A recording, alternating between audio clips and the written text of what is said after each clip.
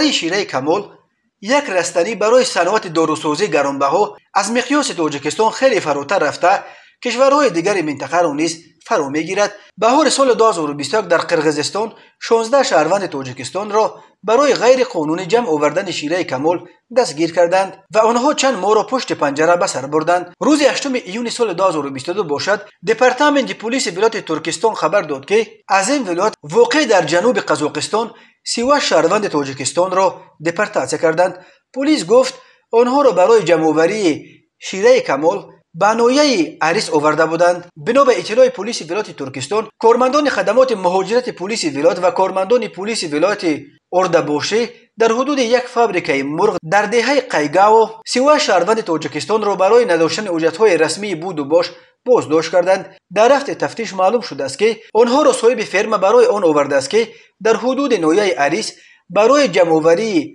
کاورک یا شیره کمال استفاده برد. شیره کمال را در قزاقستان و همچنین در برخی منطقه های تاجیکستان به نام کاورک مینامند. در رابطه با این قضیه نسبت به صاحب فرما با اتهام تشکیل مهاجرت غیر قانونی پروتکل مأموری ترتیب داده نسبت به 38 شهروند تاجیکستان که هنوز به جمع‌آوری شیره کمال سر نکرده بودند بر اساس قسم 5 ماده 517 کودکس حقوق ویرانکنی مأموری قزاقستان با اتهام ویران کردن قاعده‌های مهاجرت پروتکل مأموری ترتیب داده به دادگاه سپردند.